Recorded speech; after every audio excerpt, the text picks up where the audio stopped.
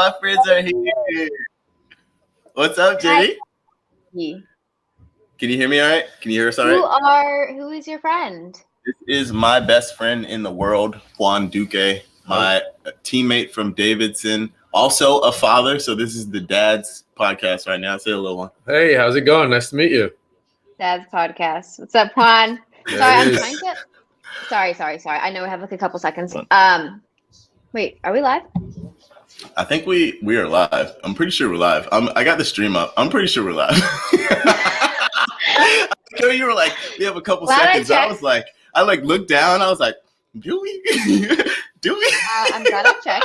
I was like, I'm trying to get. Well, I was going to tell you what I was doing on here, but good thing we checked, huh? All right. Hi, welcome. Yeah, are people live. in? Yeah, people are in. I'm looking in the chat. Shout out everyone who is with us. Let me say this off Rippington. If you are here to watch the game on this stream, you are in the wrong place. You will not see any live action except for our faces on this stream. On this stream, you will see our faces. That's it. Yes. You will hear us talk about the game. Who are we? If you're like one of the people in the chat, it's like, who the hell are these idiots we're listening to? Well, first off, you clicked on the chat. So what did you think you were getting to? Number one. Number two, I'm Aaron West. That is Jenny Chu. This is Juan Duque. This is his first time on the chat, so be nice. First time on the Twitch stream. He's going to say some stuff, and it's going to be great. It's going to be great, so no pressure. No pressure. I also have thick skin, so if you got to lay it on me. But, okay, first off, let me shout out some people in the chat. Octopus0352, what's really good? Panda Zebra Lion, what's good? Peter Burton, what's really good? Sammy72, what's going on with you? JD1, what's really good? Jack Grimsey is in the chat. What's up, my boy? Who else? Why football? My wife is here. She said, show the game. Not you too. Wait, Aaron, I can't see the comments. How come you can see the comments? Are you looking which stream pulled up? I pulled it up on a separate tab, and I still don't have. Do you have it full screen? You have to have it full screen. That's probably. That's not happening. I need to watch the game. Yeah. I have the TV. We got the TV going right here. We've got the laptop with you guys, the world streaming right here, and then I've got a second laptop right here where I've got the Twitch screen, the Twitch stream, and the Twitch screen going. So that's what we got going on. Okay, well, just so you know, I can't see anything, so you'll just have to tell me if there's anything cool. Wait, I love how my wife. There we go. I got it. Was in the chat, like, show the game, and somebody responded, they can't show the game. Thank you guys for policing the chat. Number one, like, we've got the chat. Well, is it snowing? Yes, bruh. It is. It looks so cool. You're joking. That looks it's been so long miserable. since we've gone to do this, Aaron. This is great. I know, this is amazing. I miss Champions League football. It was weird because, like, at this moment, Juve and Napoli are playing, and I was like, why are y'all playing today? This is not your day. Like, I'm a Juve fan. Obviously, I love the team, but, like, come on, man, this is a sacred day. It's Champions League. What are you doing here? The anthem has played today. This looks miserable, honestly. There are not many conditions that I dislike more than, like, freezing cold and, like, windy and not even just the snow, but, like, precipitation. I hate it. But it makes soccer look cool. Honestly, like, snow pictures in the rain, pictures in the snow, like, soccer match wise, I absolutely love it. They look cool, but it sucks. I guarantee the first thing Neymar was thinking when he walked out of that tunnel was, let me check my hamstring. Yeah, if we're down by 2 goals, I'm out. That's the, like, oh, I'm not feeling it today, coach. I'm not really feeling it. Yo, okay. You see Kimmich's face, by the way? Did you guys just see Joshua Kimmich's face? That man is scoring 2 goals tonight and dropping at least 1 dime. I have never seen a game face that intense in my life. Listen, if I had to chase around Neymar for 90 minutes, my face would look the same. Okay, that's fair. That is fair. Maybe he's not like a game face. Maybe he's just scared. Let's see what the chat is talking about. Swedish Hobo, what's really good? Panda Zebra Lion said, crazy that Neymar's playing and not at his sister's B-Day party. We're in April now, so we're good. Good shout though. We're good. I need to turn off my sounds. I just heard a sound. I was like, what is that? And it's a reminder for me to give Ajax his medicine. So you guys now know that Ajax needs to get his medicine. You guys, Peter I Burton, have a snow lot of in stats Munich. for today. Go for it. I What do you got a lot of got? stats What's your for favorite today. stat so far? I love how prepared you are, by the way. It really makes me Listen. happy. Because that's the I I respect wrote it. everything Preparation out. is your best I got friend. the other game as well. I have my She docs loves real open. paper. I'm like, You're killing the environment, by the way. I love your preparation, but you are killing the environment. listen, I want to talk more. I know we got to talk about Ajax. We got to talk about being dads at some point. But at the moment, I'm so excited. I've been waiting for this moment. I'm like, let's talk a little bit football. And then I know we're going to get sidetracked and talk about everything else in the world. What do you want to start times. with? What is your biggest storyline for this game? Or what do you want to direct it? I mean, the biggest storyline is that there's no Lewandowski. Yes. Period. Right. Number one. Well, your personal friend who was on our show today, on CBS's show, whoever was watching it, I was wondering why you weren't there, so you could be like, hey, best friend. Juan, I don't know if you know, but he has replaced you as his best friend with Robert Lewandowski. Hey, listen, there's a reason why we call him Hollywood West in my neck of the woods. I know I was going to get replaced eventually. Yeah, I could see that from him for sure. I hate it here. As you guys know, Aaron, I work for Chelsea as well, so I'm trying to pull up the other match as well. I want to see you nervous today, Jenny Chu. I want to see you nervous. I want to see you sweat a little bit. Also, a little bit of synergy with the colors. We didn't call each other before this. I just wanted you to know. Look at this little plum action. Always on the same page, Always on the same page. All right, I cannot wait for this game to kick off. Let's talk to the chat real quick, and then Jenny, whatever you want to talk about. You got it.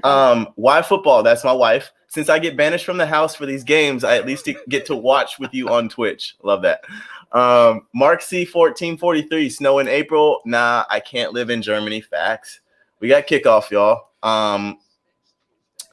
Lewandowski or Mbappe right now, not considering future potential. Wow, that's really interesting. That's a really good question. Let's stop right there. I'm gonna also center my camera a little bit as asked by our production team. Jamie, I got you. That's a great question. That is a really good question. I honestly, as much as I love Mbappe, if we're talking a fully healthy player, I would take Lewandowski because as much as I love Mbappe, I think there are times where he can go missing. Every once in a while, you'll see in a really big game, he'll kind of go missing, but I don't think we've ever seen Robert Lewandowski go missing. Anytime you need a big goal from him, he's the one. Yep. He can play in any system you need. Obviously, Mbappe can play in just about any system you need. But if we're just talking right now at this moment in time, just fully healthy, you only get to pick one player. I think it has to be Lewandowski because as much as we love Mbappe, and as good as he is right now, I think a lot of the tantalizing factor is his potential, right? Yep. It's because he's so good, but he can be so much better.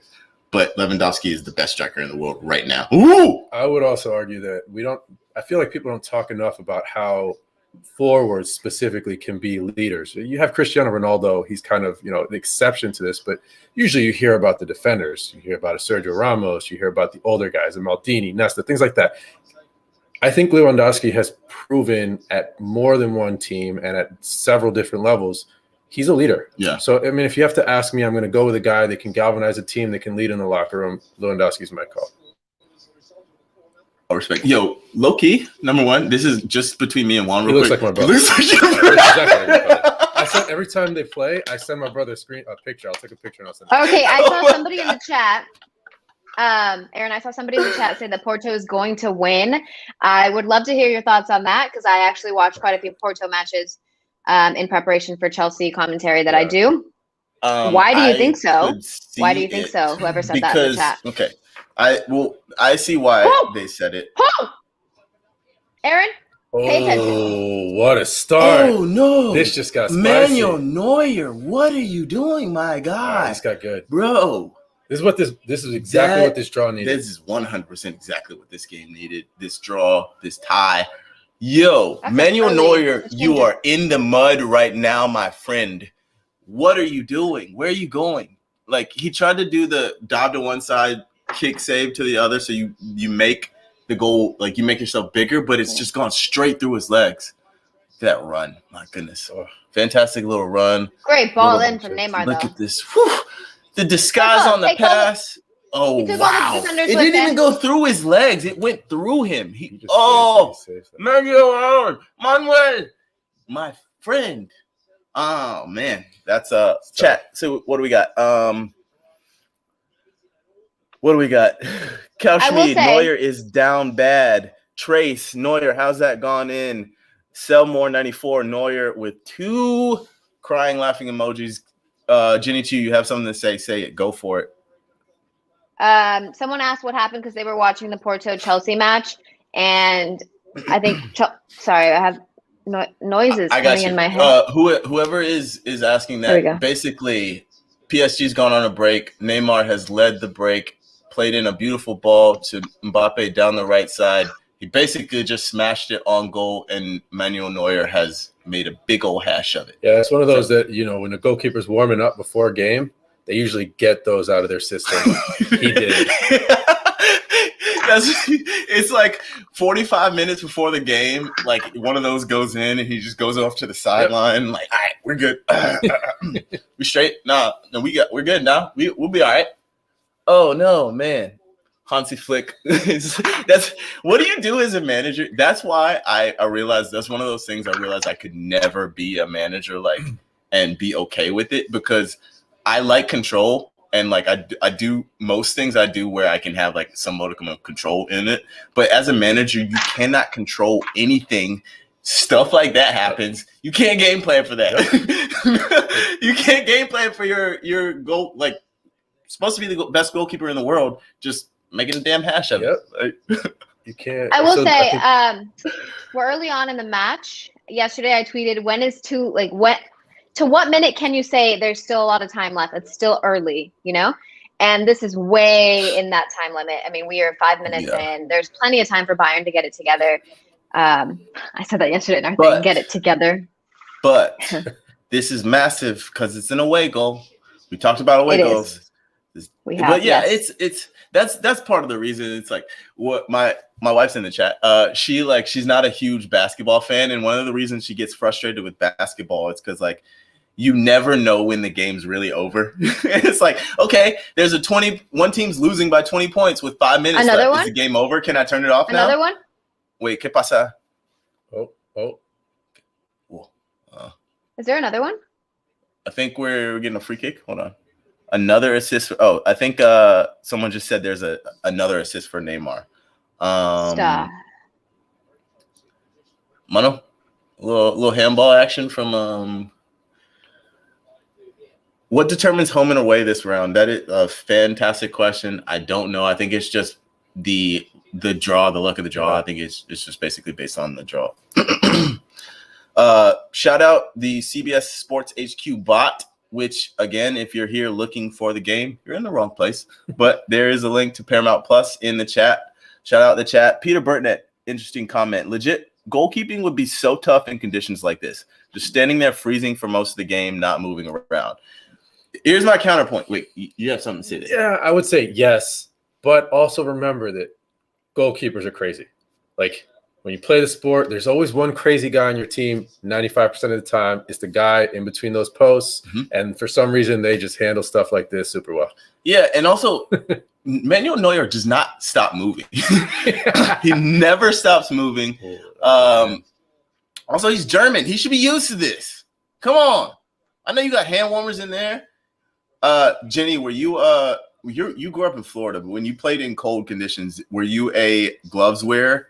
Long sleeves. I did not grow up. Wait, no, not Florida. Sorry, Texas. My bad. You live in Florida now. You grew up in Texas, right? Texas. Yes. Do I wear gloves? Yes. I hate the cold. She got so mad when I was like, Florida woman. She's like, relax. A lot of people say that Florida should be taken off the United States. Don't put me in that, please. Are you one of those people that says Florida should be taken off the United States? You're on record. I refuse to answer that question. Smart. Jenny, you're learning. I'm so proud of you, Jenny. She's learning. Sometimes I learn. Sometimes I make the mistake I did earlier today, which we won't say what mistake I made. But you got a point. You know what? I'm gonna call you out for this because the chat needs to know, No, and no, they need to no, build you up. no. They need to build you up. All right, chat. No. Here's the issue.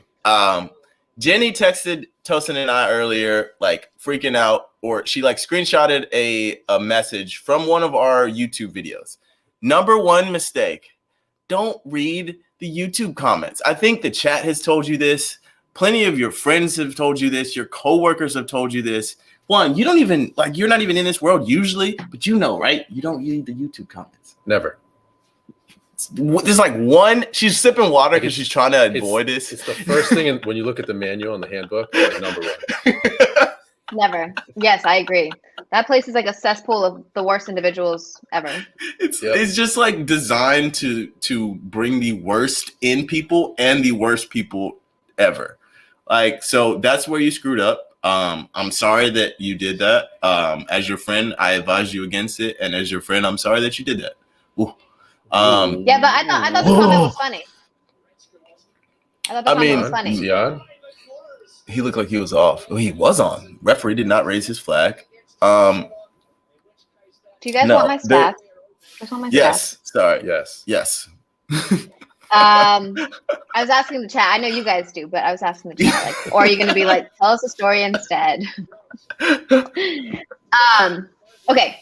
So if you saw on Instagram, Aaron, I don't know if you heard it or not. I found that Robert Lewandowski has scored almost 40%. It's actually 36, but whatever. Almost 40% of Bayern's goals in all competitions this season. Obviously, he's not playing, so that makes a huge difference there. Choupo-Moting 36% of in all competitions of their goals. Yes, that is insane. But a lot of that is because they know that he's on the field, so they play the ball into him, and they play more of like a central game. In the last match against Cristiano RB Ronaldo Leipzig, then they start to play wider. They start to include more people on the outsides and play more of like not as direct, because Choupo-Moting is not going to do that for you. But thought that was interesting. It's a good stat. We talked about this yesterday. About that stat? Octopus 0352 says, excellent point, Jenny, and he's correct. Or they're correct, sorry. 23, I saw this. 23 career goals in Champions League knockout rounds, Thomas Müller. So if anyone's going to pick up that slack that's missing without Thomas Müller, which I wrote about this in my prediction as well earlier this week for CBS Sports, it's going to be him. What do you think? I know you watch a lot of Bayern.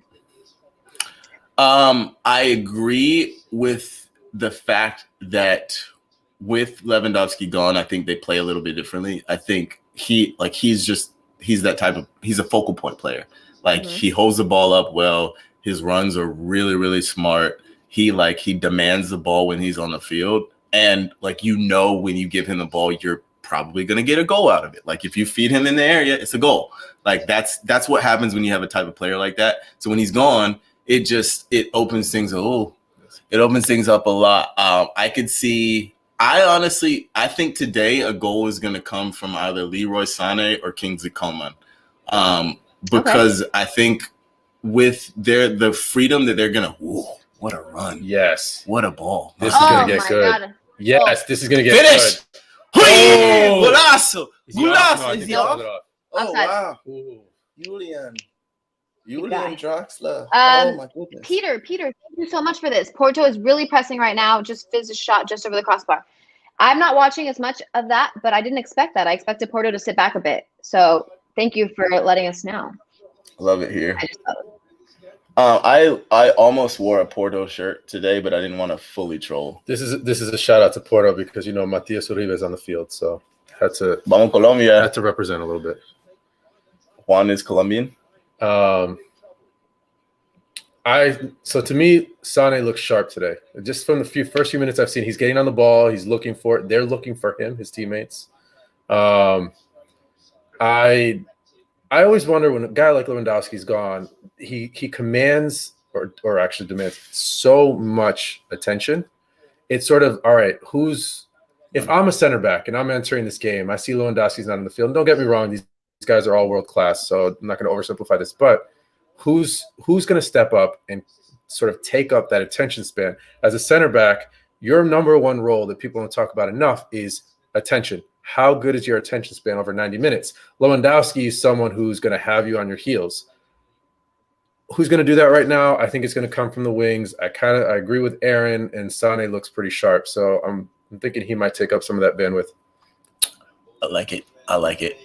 Side I love note, it. chat, if anyone has noticed this, look at Leon Goretzka's boots. I was trying to figure this out in the warm-up, and so I was like, yo, those are dope. What are those? So what he's wearing Nike boots, but apparently he's about to change to Adidas. Like, he's out of contract. So he's wearing Nike boots. The yellow, I don't know exactly which ones there are, but he's blacked them out completely. So all the black, they're actually yellow boots, but he's blacked them out so you can't see the Nike because he's switching soon. But they also, I was like, yo, I need those. What are those? But they're just blacked out, which I respect. Also going to call out Kimmich right now. You know when they say don't poke the bear? Like kicking Neymar for no reason? I'm going to say it's a bad look because you don't want to No, I don't think so. Juan, I disagree with you. I think you have to hit the hell out of them early on in this match because they're going to get frustrated. In their match over the weekend, there was 4 yellow cards on both sides, and PSG was frustrated. They could not handle it. That physicality, I think. I want to split the difference between the two of you. I want to split the difference between the two of you. I agree with you, Jenny, that you should be physical with Neymar, but also in Ligue 1, they give them a lot more license to kick players. So in Champions League, I think they call matches a lot tighter, and Neymar is 100% the type of player who gets pissed off when you kick him. And so when it doesn't work out as well sometimes in Ligue 1. In Ligue 1 because it's a super physical league. I think he probably needs to leave Ligue 1 soon because they don't protect you that much. That's part of the reason he's injured a lot because he gets the shit kicked out of him on a regular basis. They don't protect him. But in Champions League, Kimmich is like, he's got to walk that fine line where it's like you intimidate him enough physically where he's like looking around every time he touches the ball. But also you don't do it too much where he gets that asshole click in his brain where it's like, now it's time. So look, the one thing Neymar's shown us consistently throughout his career and he hasn't matured with is that he still gets really worked up. He's still always prone to that frustrated red card. Absolutely. But you're down a goal already.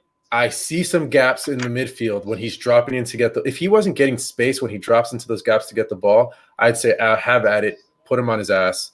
It's going to work. But he's finding gaps. He's going to start saucing, and then I worry a little bit. I don't know if he'll start saucing. The game this weekend really showed his immaturity, his inability to have the self-control. Don't come at me, Neymar people. I'm just saying what I saw, okay?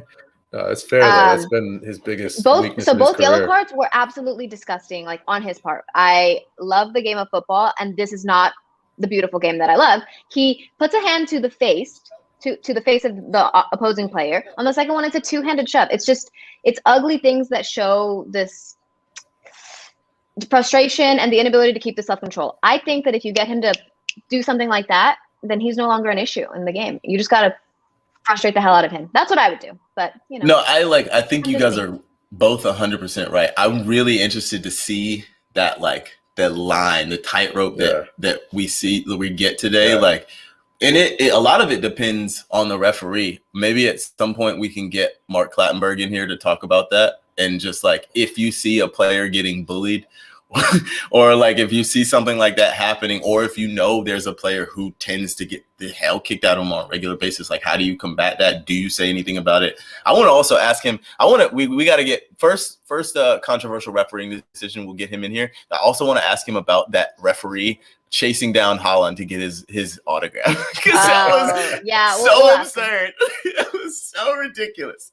Let's get to the comments really quick. My favorite comment is a woman talking about football, crying, laughing face. Ooh, let's just scream sexism. Let's scream sexism. Let's get them out of here. Really? Well, here's the thing. She gets paid to talk about football, and you're just in a chat upset. Hate to see it. Anyway. Can we cut that part? Cal Schmid, what position did Juan play in college? I'll answer for you. He was a defensive midfielder. Fantastic on the ball. Just like me, injured all the damn time. Yeah. Broken back gang. You know what it is. Gang, gang. Nigerian scams. What up, Tosin? Yes, Leon is going to Adidas. Facts. Is Lewandowski going to be back next week? No, he's out for a month. He's completely out of this tie. Qu'est-ce qui se passe? Oh, what a save. Keylor Navas. Respect my son. Respect Keylor Navas. Yeah. Respect that man. Please. Real Madrid didn't respect him. Oh, I know. Hate it here. It still pains me to this day he didn't get the respect. Also, Keylor Navas looks like he should have a lab coat and a chemistry set in front of him. He looks like a mad scientist right now. Every player just goes through that little blonde phase that they have to. That's a great ball, by the way. Great ball, great header. Really, that is Keylor Navas standing tall, doing what he does. He didn't open his legs. A lot of keepers, like, they try to make themselves big when they go down like that. Keep your legs closed. Also, positioning matters. They always say, "Oh, the ball was hit directly at the goalie." No, he was where he needed to be. That is like, I hate it when people say that. Like, okay, it's two sides. Yes, a lot of times the finish is not good because they just hit it straight down the middle. But a lot of times the positioning of the goalkeeper is so good that they are forced, like they're so big, they cut the angle down. Ooh, what a ball. Oh, my goodness. That's a good save again. Yes. Oh, he's quick as a cat. You gotta go get my Ray Ray Hudson voice on. What a hit, by the way. Okay. We need like a list. Scams. I need Tosin in the chat, bro. We need like a list of fullbacks who strike the ball the purest in the game, because Pavard is up there. This is a fantastic game, by the way. I'm having a great time. Chat, tell me if you're having a great time. Nicholas Sula, another one of those like freak athletes, because he's just like a big, massive German dude, and then he starts running. It's like, what is going on? It doesn't look like he hits another gear, but somehow no one beats him to the ball. And I'm like, you're not supposed to be that fast. You shouldn't be moving like that. What is going on? Young Jay, absolutely, you can say Dani Alves still. Let's go. We're talking about fullbacks that can strike the ball. Octopus says Marcelo, yes. Like recent fullbacks? I think there people were just shouting out fullbacks. Scam said Roberto Carlos, obviously, mate. Yeah. Young Jay, Dani Alves, yes. Is Nicholas? This is funny as hell. JD1 is Nicholas Sula the stiffest player to ever exist? He looks like he's never stretched his hamstring in his life. I can imagine him in a yoga session. Bro, he's just like, he walks in, he's like, what am I doing here? Like, what is the point of this? Yes. They told me you're supposed to kick people. I kick people. What do you do? What is this stretching? What is this downward dog? And what am I doing here? Oh my god. Oh wait, can we ask the chat how they feel about the referee asking for Haaland's autograph after yesterday's match? Jenny, you can do that, right? Only you speak directly to the chat. I don't hear Ron and Aaron. I'm just kidding. You guys, what did you think about the I don't know if you guys saw it, but the referee, okay, Octopus said perfectly fine. I don't hate it, but I obviously don't. No, here's the thing. I hate it. I hate it. Because let's say 2 years down the line, this referee's done really well. This person, they've earned the right to referee in a final, right? Great. Let's say Manchester City's playing in a Champions League final. Erling Haaland's leading the line for Manchester City. You're in a tunnel and you see this dude, this ref who chased this man down to get his autograph. They're lining up. He's like looking at him in the tunnel. It's like every decision that goes for Haaland, I'm thinking he just likes him as a player. There are bias factors into just about everything we do as people. Like, it's been proven this. And he showed clear bias. Like, now, like, I don't, as a referee, you are supposed to be as the most impartial part of this game. And like, he chased him down for his damn autograph. I don't care if it's for his kid. Like, that shows clear bias to me. So I hate that. I also think that these men are human and they have egos They play at a very high level. When you see a ref do that, you lose respect for him. If you've lost respect for a ref, it's downhill from there. I mean, games spin out of hand quickly. So I think, these refs go in, they're by these locker rooms, right? Their locker rooms are side by side. Do it behind closed doors. But to do it in front of other players, for me, if I'm looking at that and I play at this level, I'm like, yeah, I'm not taking this dude seriously the rest of the game. Yeah. Okay. Jenny, are you getting enough sleep? I love it. Here's the thing. I've seen you yawn a couple of times, and I know we're Have not I boring. really? I'm so sorry, guys. Are you getting enough sleep, Jenny? Did you add plants also? Never. Did you get a second one? Or did you have both of those before? I've had all three of these, but added him. I think it's a boy. Haven't named him to our display. I have my plants in other places. But I'm a little bit about this comment from Sammy. Chelsea, you're crumbling. I got to go back and watch Chelsea closely because I work for Chelsea and I'll be on a podcast later tonight. They're crumbling. Give me more. Tell me more. What's going on? I'm not seeing the game, but I can tell you right now, we were actually talking about this with a group of friends, and everyone was freaking out about Chelsea's performance over the weekend. I didn't think it was a big deal. International break. I never really looked too much into how a team performs after international break, but it was Tuchel's first challenge, right? If they somehow don't perform well today, I think you're going to start to hear all the chatter grow. Whether it's fair or not is a whole separate conversation. But, if I'm a Chelsea player, I would have that in the back of my mind of, if I like this coach, if it seems like he's now taking us in the right direction, let me step up because this could go, again, the downhill trajectory could be really fast. Yeah. Like, there's almost always the new manager bump, and like the Tuchel new manager bump has been big. Like, they've just been doing real. It's like, honestly, the worst. I don't feel bad for him, but like, imagine being Frank Lampard right now. It's like, well, they were kind of waffling over whether or not they should fire you, and then the new manager comes in and just goes undefeated for like 16 games. It's like, damn, they didn't buy anybody. They didn't change a damn thing except for you. But that's a tough one. That sucks. But yeah, I think it's one of the biggest things. It's not just how can you handle like the good times. How do you handle it when it starts to shift? Like, how do you change when obviously it was going to be a little bit of a bump with him coming in there, and like, that's fantastic. He strikes the ball so well. Oh, that touch was terrible. Yeah. So I think a big thing is going to be how they handle both of these legs, and then just see out the season if there's any dips in form. God damn. Also, is it Tuchel or Tuchel?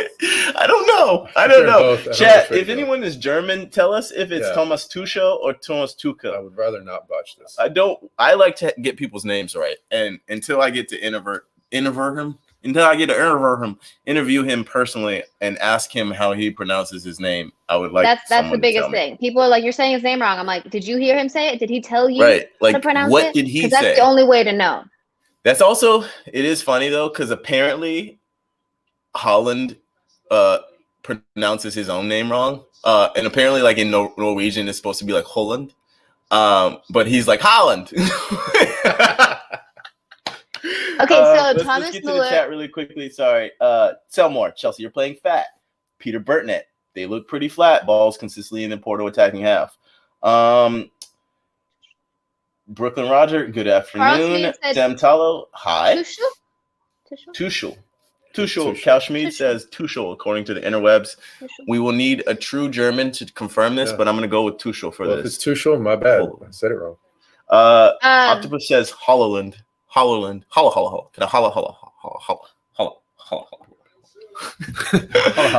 Wanzi, step out for a second. Okay, in the Bundesliga. Sorry. I just pulled up some stats really quickly. Thomas Muller, 10 goals, 15 assists. Goals minus PK goals, so only one PK goal. Probably Robert Lewandowski taking the rest of those. 9. So 15 assists, most on his team. We were just talking about the balls he pinged in. We were just talking about the balls he was pinging in across. I mean, I'm thinking he's going to have the bring in Bayern back into this match. Yep. Oh, my God, no way. I want to see what happened to Bayern's defense there. What just happened?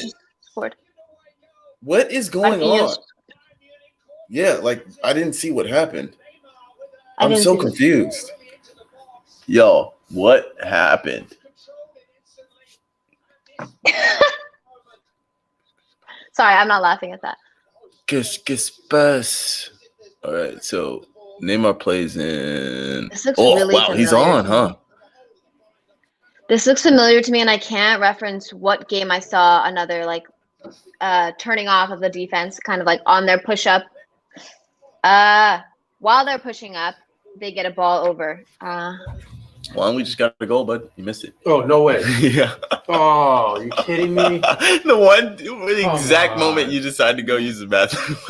Come on. So basically, Neymar got the ball down the right. I did not what just happened? Exactly see what happened there. The entire Bayern back line pushed up. He played dinked the ball over to Marquinhos, and it looked like he was completely on.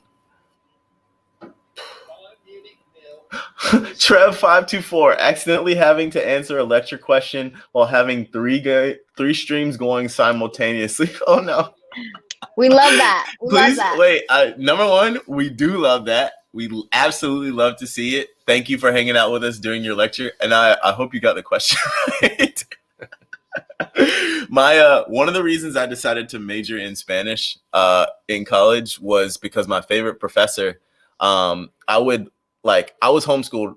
Obviously, Jenny, we talked about this. I was homeschooled, so like when I got to college, I would fall asleep in all my classes because I hate sitting there and listening to people, and I would fall asleep in Spanish classes. But my professor, Hernández Chiroles, he would come by, and if I would be like sleeping on my desk in a hoodie, and he would knock on my desk and ask me a question, and if I got it right, he'd let me sleep. If not, he would just fry me in front of the entire class for like 10 minutes, which was also hilarious.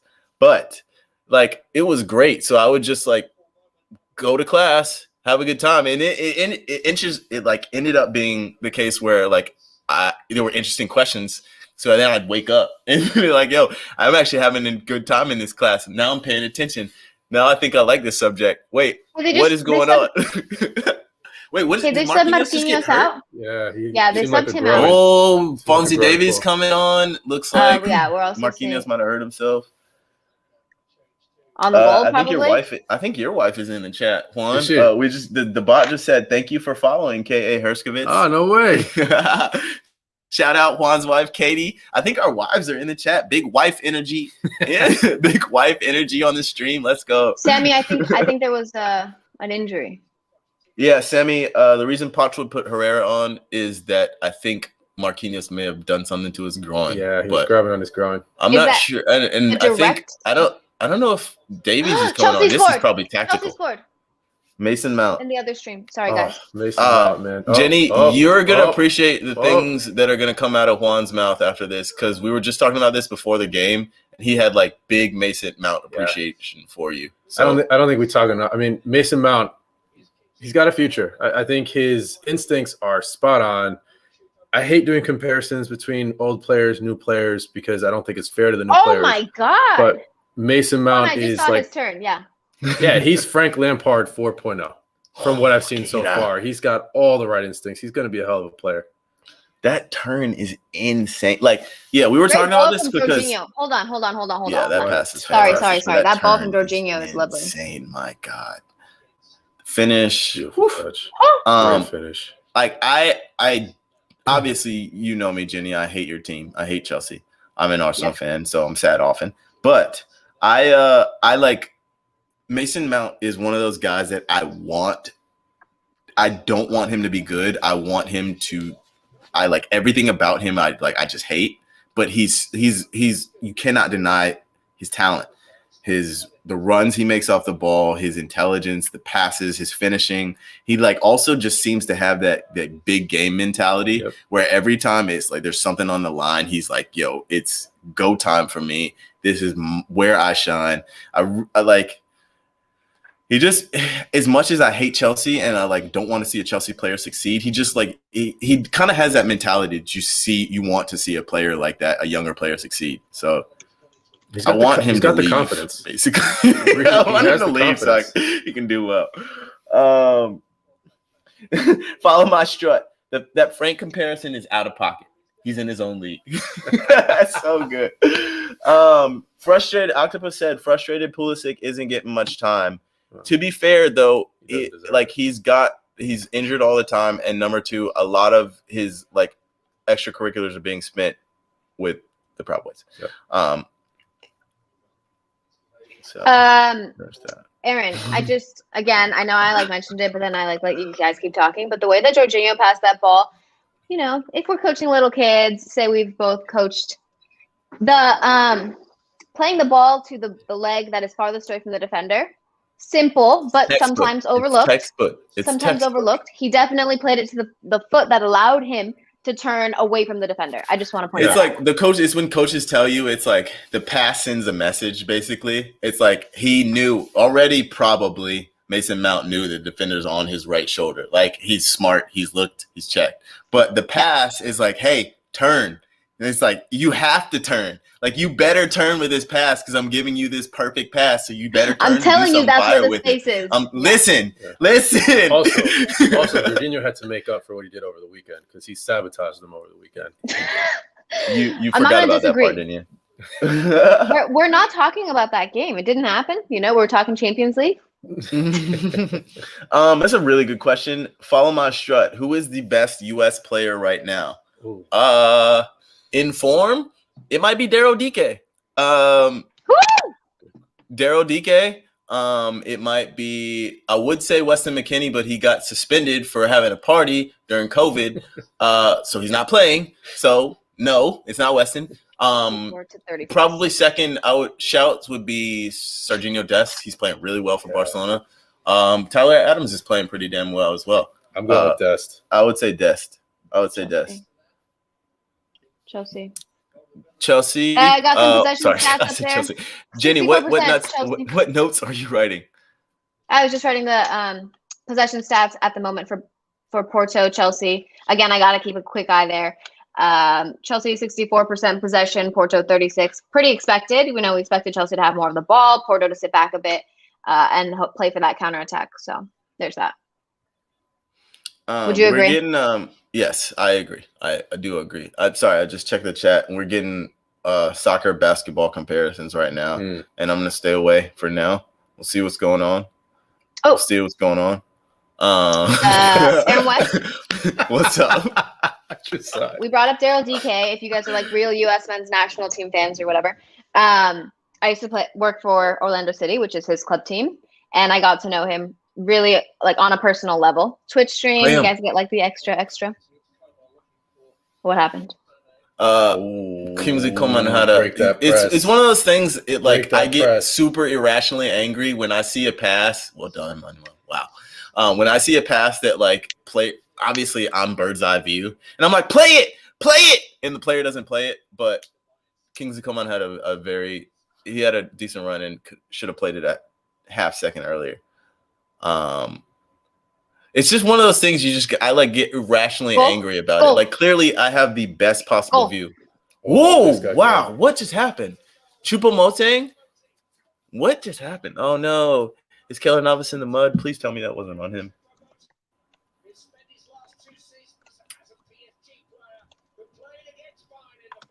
Well, I need to see what happened. Is this one on Keylor Navas? I think someone asked earlier how much these conditions come into play, and it's that's a great ball. No, that's a fantastic ball from Pavard. Yeah. It's little things like that where conditions come into play. Where maybe if it's a dry pitch, it bounces a little slower, and Keylor Navas can get a paw on that. Maybe some of these longer shots where it may bounce, or longer balls where it may bounce or players may slip. That's where it starts to come into play. It's not really the temperature. It's not. I don't think it's quite snowing as hard anymore for it to really, really mess with their view. But it's still snowing pretty damn hard in it. It's more just slipping and the ball bouncing awkwardly. But that's just there's nothing Keylor Navas can do about that. That's just a great ball and a great header. That's the thing. Neuer is high. If you're gonna put Choupo-Moting in the game, wow. Oh, you please have do it. Please shoot the J. Oh If you're gonna put Choupo-Moting in the game, you have to cross him the ball, and that's what they're doing. We got a lot of people saying FC Porto for the win. Can you guys give me why you're saying that? Is Porto looking really strong? It's kind of hard to watch both at the same time. If you're watching that, tell me why. Kid.5. What is Porto doing? Semi-72. How late is this stream? We're like decently behind you guys, and the reason 100% on purpose. It's not because our stream is slow. It's because we don't want to ruin goals for you guys before they happen. We did this on purpose. We talked about it before. 100% not an accident. 100% on purpose for sure. Definitely. I think Davies is coming off an injury. Isn't he coming off an injury? Like a slight injury? I looked it up. I couldn't find exactly why he was coming off the bench. I am not sure. I was surprised. Yeah. We're going to do the we don't know. We're going to say we don't know because that's a thing you can say. I have to pee so bad, and I'm going to wait because I know if I leave before halftime. Yeah, don't make the mistake I made. I know if I leave before halftime, someone will score. Wow, I just caught myself yawning again. What's going on with me? What'd you say? You yawn again? I caught myself yawning again. What is okay? that? Is everything okay at home? I just get so excited for Champions League games that I wake up too early, and then I'm like, I feel tired that. by the time they're on. I definitely feel that. All right, I asked why you said that about Porto, and no one answered me. If while they answer you about Porto, Young Jay was asking. He said, "I'm more so asking about slipping and the ball with the snow because watch how shaky things are when they boot it up the field towards Neuer." Yeah, that is an issue. Like the more it snows, the wetter the pitch gets, the heavier the pitch gets. Yeah, that's is already like these. It's a thin pitch. Yes. If you have long studs on, you might be skating out there. Slipping, and then if it starts to get like super soggy, then the ball slows down. So back passes, anything that goes to the keeper can start to get a little bit iffy. So yes, Young Jay, you're correct. Young Jay is a big fan. Young Jay likes this. That's the guy. No, Mark, I think he was suspended in Bundesliga over the weekend. We were wondering mainly why he didn't start this game. And he's sat out, like he hasn't started the last like 2 or 3 matches, right? I don't know if he was coming off an injury or just tactical reasons he hasn't been in the frame. Who benefits faster play as well? Who benefits Bayern or PSG? I think it's 50-50 for this because PSG really like to play on the ground. They like to play quick interplay. So a heavier pitch hurts them. But like we talked about Manuel Neuer, like he loves to play with the ball at his feet. And that's sexy. Anything with conditions like this are gonna hurt him. My God, David. So the question was who benefits from this pitch? Yes. So I would argue that PSG mainly because if I had to pick a team that they play because they control the controllables, to me, Bayern is a team that really takes control of controlling the controllables. PSG has players like Neymar who are really unpredictable, who can kind of wing things a little better. So what is going on? I think PSG benefits from this. In the Chelsea Porto match, Pepe just got a header off. Mendy was forced to make a save. I just saw that. So that's 2 subs in the first 40 minutes for Bayern, by the way. Who came off first? Who came off for Marquinhos. Davies. Yeah. Wait, no. For Bayern, who was the first sub off? Goretzka. Oh. I didn't realize it was Goretzka that came off. Oh. We talked about this at the beginning. Oh. You know how much it hurts when it's this cold? Oh, no. Yes. Oh, my God. Yes, I do know. That's one of those things where it's just like you're watching. It's like, oh, it can't be that bad. But no, it hurts so bad. He's going to sit in that locker room at halftime and really think hard about coming back on. I think I talk about this like every stream. There were a couple moments coming up as a player when I was like, I really don't think I'm like cut out to be a pro. And I don't think this is what I want to do. And it was like weather like this when I was playing striker up against like a center back who was like 6'2", and like 6'2", like 190, and they're just like kicking the shit out of you for 90 minutes. And it's like, why am I doing this? It's not just 6'2", it's 6'2", 190, and they're like athletically the biggest freak you've ever seen. Yeah, and it's like they don't feel pain. They're just running through you every time you get the ball. Jenny, I yawned again. okay? I know. I'm sorry. I'm sorry. I caught it. At least now I notice. Yeah, you gotta get a Red Bull at halftime.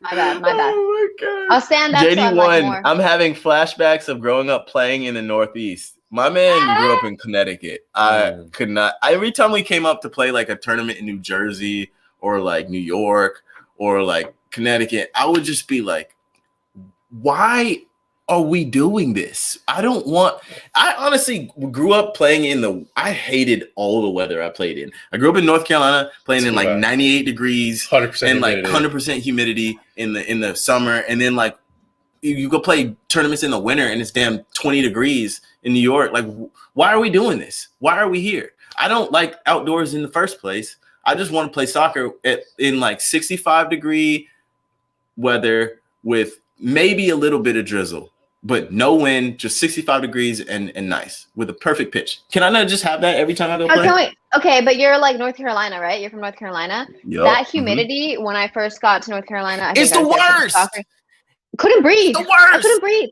And and you're from Texas. Yep.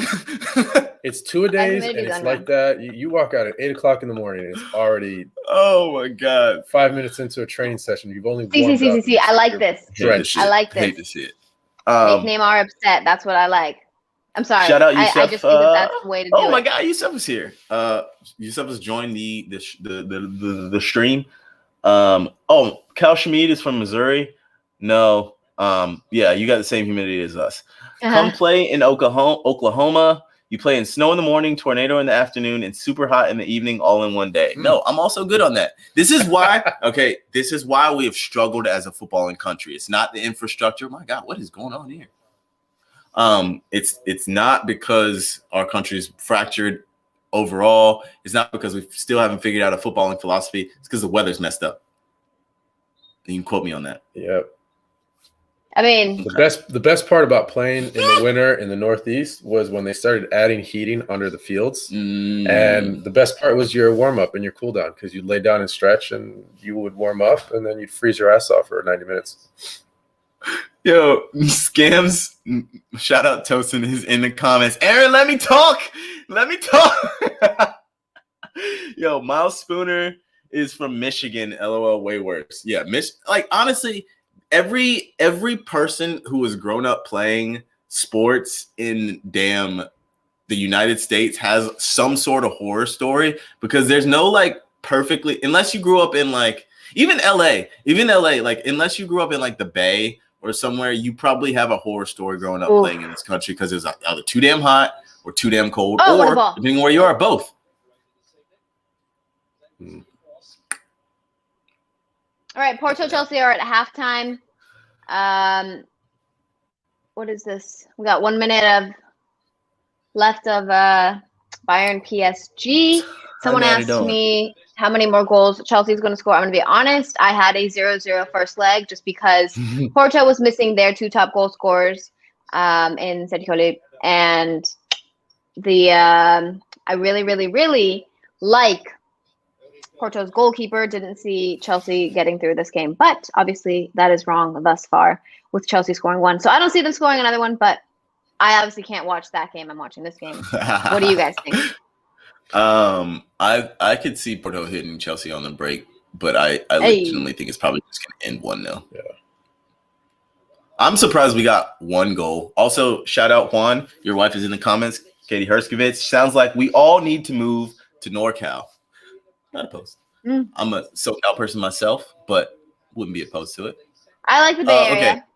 Guys, chat, stream. It's halftime in both games. We're going to take a quick break so that we can breathe and use the baño. We'll be back in approximately 8 to 10 minutes. Sound good? Sounds good. I'm stopping my cam and I'm muting. We'll be back.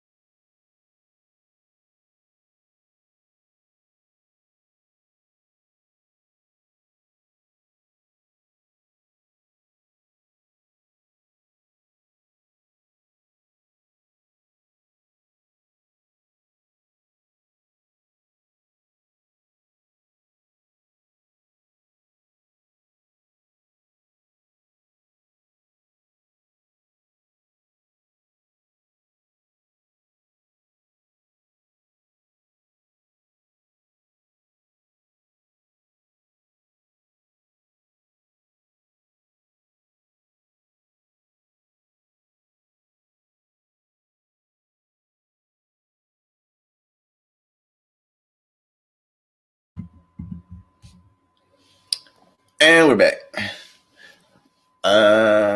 Folks, games are starting back soon. Jenny will be returning momentarily. Chat, how are we feeling at halftime? What do you want to talk about? What is on your mind? Octopus says the CBS staff was looking sharp at halftime. Wardrobe is really killing it. I'm not going to lie. Everybody looks very dripped out. Michael Richards' his hairline is always on point. Alex and Kate's, like their outfits and their hair is always fire. Everybody's I'm not gonna lie, the drip levels are high. I think Jamie dresses himself, so I'm gonna leave him alone.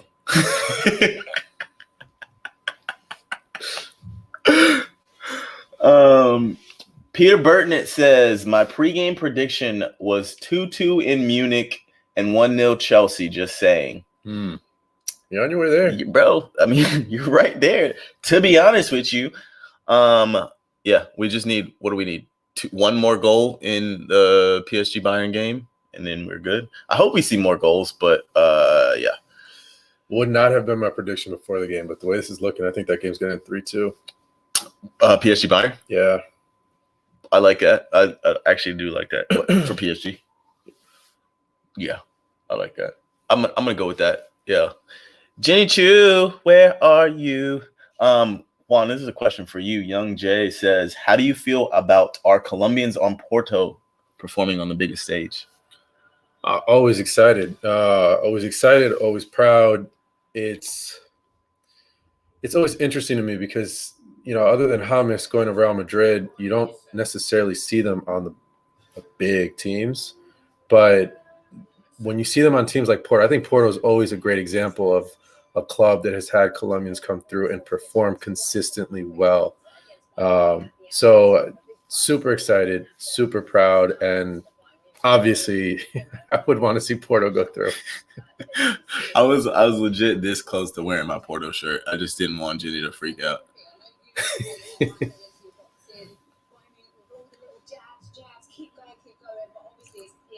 Alex, let him know what's going on. Hold on a second.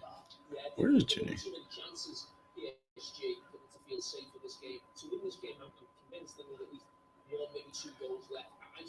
Well, maybe 2 goals. I got to work on my Liverpool accent. I've been working on it. I'm almost there. Yeah. I'm gonna get lads here. Yeah. You gotta say a lot of Look, my brother's coming back on, guys. He scored a goal. I owe him a beer tonight. Have you seen him pictures of Chupamota? Every single time he plays, I'm not kidding. I take a picture and I send it to him like, yo, I thought we were going to dinner tonight. I didn't know you were in Munich playing. Jenny, welcome back. Oh, yeah. I didn't need my headphones. What up? I was like, Jenny, stop texting me and jump on the stream. Flash. I'm going to do it right now. I'm going to send it to him. Wait a second. Peter, you can see this. You can see the match on my other screen's not working. Peter's always giving us the update on. Said Jenny got a Red Bull. I actually had Gushers. So there you go. Gushers are a fantastic choice. A little quick energy boost. That's the one. Thank you. Juan, there's another question for you. Octopus, your favorite game of Champions League so far this year? Oh man, that's a good question.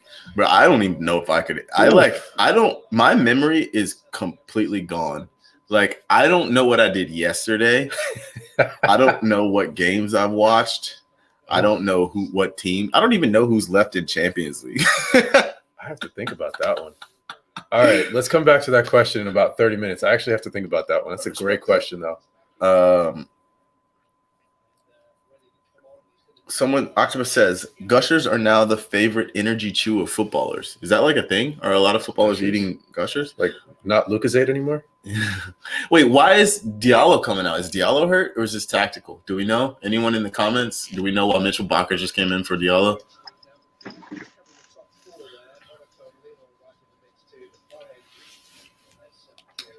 Nope, just endorsed by Jenny. Okay. So Gushers is just a Jenny thing. I respect that. Hold on. Let's turn the light on, guys. Who's screwing up? Aaron's screwing up. All right. Second half is about to kick off for PSG Bayern. It's well underway. Why is it just my stream, or is it actually, or is PSG Bayern that much behind Chelsea, the Chelsea match? No, we're in the 50th. Fatmop says 50th minute for Chelsea Porto, and it still hasn't kicked off. What is going on there? I thought stoppage time was only like 2-minute difference. Young Jay says, Aaron, before I forgot, you're goated for your national anthem tweet this morning. Thank you. I appreciate that. Okay, so apparently it is a tactical change, according to for Diallo, or Bakr coming on for Diallo. Okay, interesting. According to our stream. Is Bakr playing left back? He's playing left back, right? I would assume. That's where Diallo was playing, correct? Correcto? Yes. So it looks like a straight swap. So both teams have made 2 subs, if I am correct. Sula came out for Boateng. Yes, go ahead. 5? Huh? Do we have 5 subs? Yes, correct. It's 5, right? Last time I checked, yes. I'm not sure. 5, but I think it's 5, but still at 3 opportunities, right? You still can only make like 3 subs, like times. You can only sub 3 times, but you can sub 5 players. I believe that's still the rule. So we've got 2 subs on both sides. Edouard Mendy just made a players huge coming off save. and watching this one. His positioning is really, really good. Like that looks terrifying for a goalkeeper to be that far out. I gotta tell you, he closes space so well. I'm so glad you talked about his positioning. We won't go down this rabbit hole right now, but let me just say it's nice to hear someone talk about a black goalkeeper's positioning, not his athleticism, because the guy is spot on. We'll move on from that. It's like he is really like what I've been most impressed by, or how calm he is. His positioning, number one, like he's a big dude, and he moves his feet. We're talking to Armando. He moves his feet so well. He's always in the right place, and that was one of the big things. I saw when I think it was Petr Cech that scouted him, and he was his choice because he talked about how good his positioning is, how good he is on crosses, and it's not just being a big goalkeeper, it's not just being athletic, it's seeing where the ball is going to be and being there before it gets there. There are a lot of acrobatic goalkeepers out there. That's not what actually reaches this level, though. Yeah.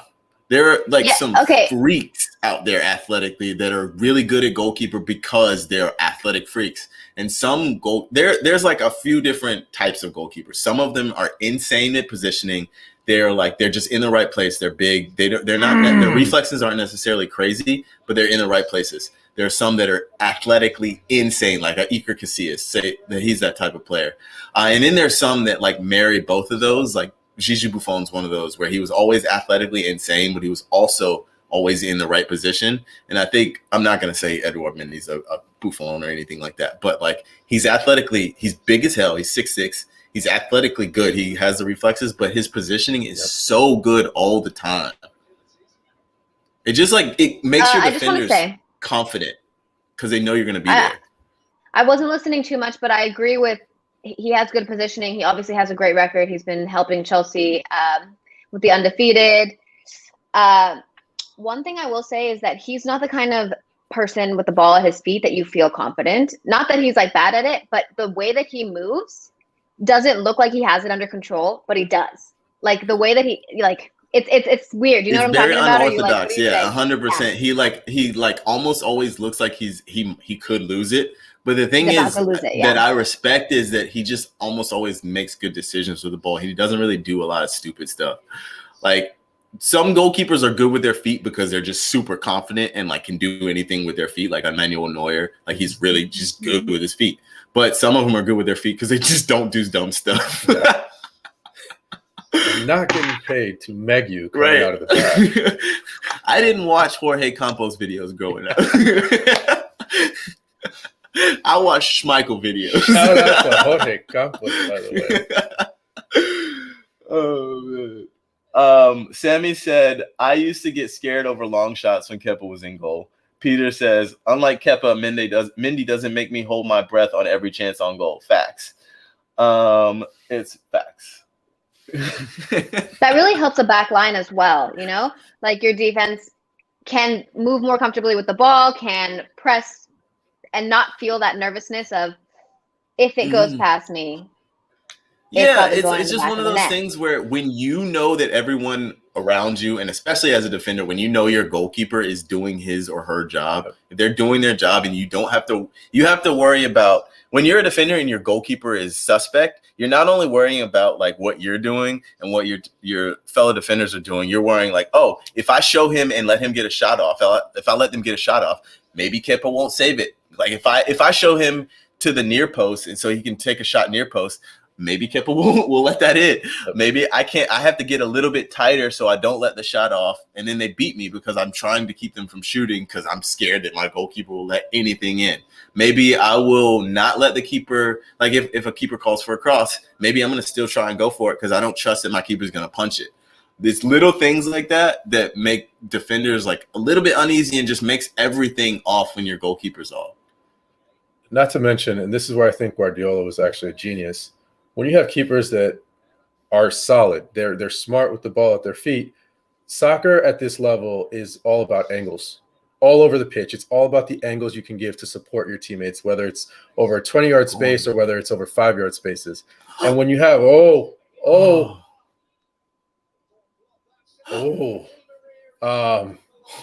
at this level, if you have someone in between those two sticks who's good with the ball at their feet, who you can trust, that now means that your center backs, Virgil van Dijk is a very good example of this. And rather than taking those 2 yards to make sure you don't F up, they take those 2 yards in a different direction to give you an angle.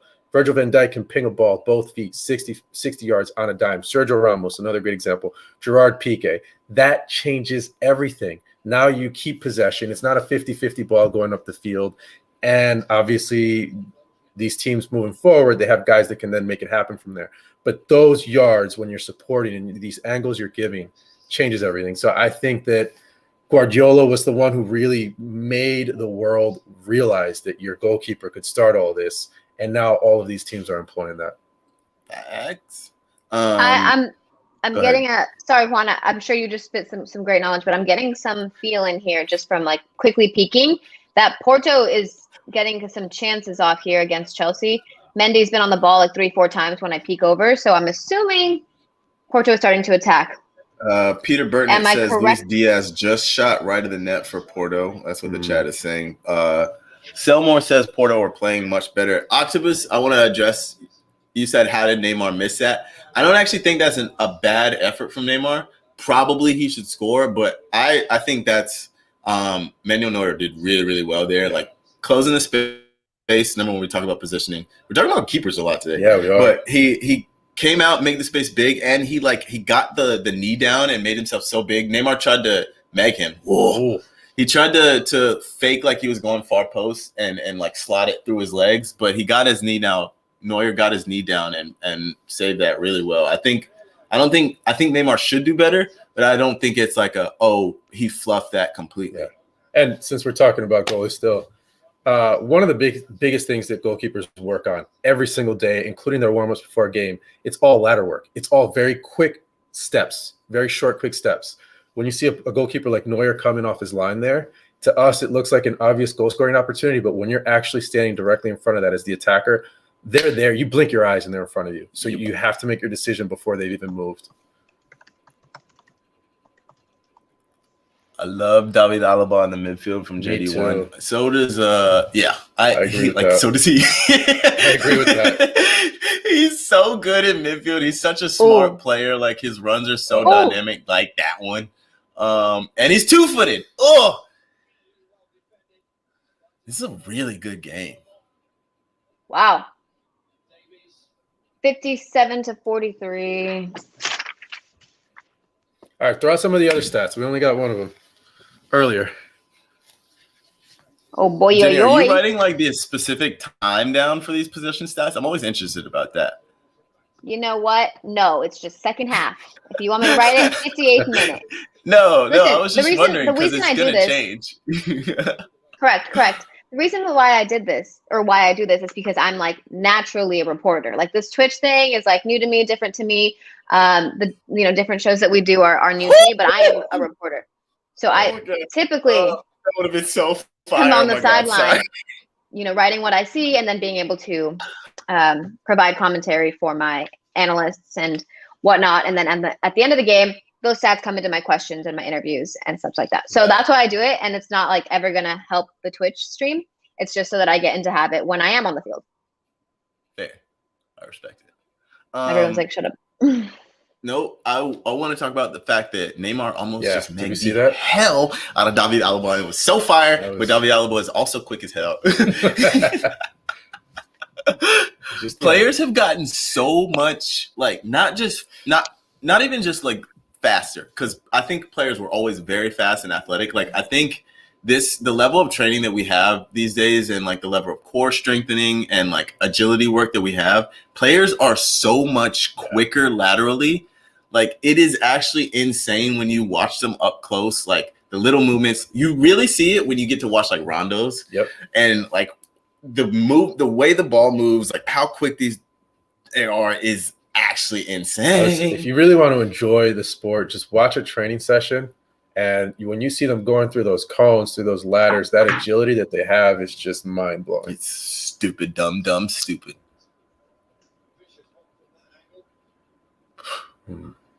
No.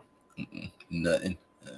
Yeah, so he tries to open his – he actually did try to get it over that leg. I thought he tried to go through his legs. He tried to hit it far post, but he got his knee up. Apparently we're seeing that both Timo Werner and Havertz have missed chances. Well, that's what I just saw too. Yeah, Timo Werner missing chances. Pretty typical. Oh man. Usually I come to his defense, and I'm still going to come to his defense. I can see why they start him. I see why they play him. I think everything else he brings to Chelsea is really important, not just because of his work rate. I actually think his ability to find spaces and take advantage of his speed is great. I think he's a very unselfish player. Has, I think, a better passing range in the final third than people discuss. Having said that, some of his misses – they're harder to miss. Compliment they are sandwich. harder to miss than they are to score. So it's just like, I defend you. I believe in Werner. I really do. But damn, you make it hard sometimes. And this was like, we talked about this like when I tweeted it, because we were talking about it in the group chat. It's like, I have no issues with Timo Werner. I like him as a player. I said this when I tweeted it, but the reason he was always going to struggle is because he's not good in front of goal, really. He gets a lot of chances, and he took a lot of them at Red Bull or RB Leipzig. Go on, Len. Oh, you should have for the shot. Left foot. But man, he is not clinical. It just, you see him starting to think when he gets too much time, and that's the worst. Is he on? Ooh, he's off. I think he was off. Okay, for anybody that's watching the Porto-Chelsea match, does Porto have a chance of getting a goal here before the end of this match? Yeah. I think even without watching it, judging from what's going on, he's on? Like they're having chances. Oh, Mbappe, my son. JD1 asked if there was a sports psychologist. That miss, that is exactly why right now I would take Robert Lewandowski. Because that happens a little bit too often for a player who's supposed to be elite. That's like fair. Robert Lewandowski, 9.75 times out of 10 is tucking that away. Mbappe, 8 times out of 10. Yep. Is that still elite? Yes, but it's not like the best striker in the world elite. Bayern, Cal Schmid. Bayern's line is higher than Snoop Dogg. Facts. Facts. It's like I was about to. They're shooting themselves in the foot right now. Oof. Really? That's a big foul, my friend. What are you doing? That's a terrible foul to give away. That is a super dumb foul from Mitchell Bakker right there. Like literally, those kind of fouls piss me off so much. Like watch this. Draxler, number one. Look at Bakker. He's not even looking at the ball. He's just wanted to hit someone. He just wanted to do some dumb shit. Not even look at the ball, just wanted to throw his body around. Now he's giving away a free kick in the dumbest possible area. I got to get a picture of my brother. Hold up. I missed it again. Oh, my God, dude. All right, Jenny, you had a question. I think we missed it. Okay, hold on. We I got did? something coming. The chat's talking. Chat tongue. Maybe they're just being maybe he's being an ass. Oh, wait, one. What did I say was gonna score? There it Thomas is. Mueller, is he on? Is he on? Score. Jenny, I think you have something to say. I said he was gonna score. Was that a Kimmich? Yeah, it was a Joshua Kimmich free kick. He had that look in his eyes before the game. I was telling you. He had that look in his eyes. What a ball, number one. Fantastic ball. He's on. And okay. Who gave away the free kick? Yes. Mitchell Bakker. Yes. Who lost his man for that? Mitchell Bakker. Mitchell Bakker, go home. Sit down. Think about what you've done.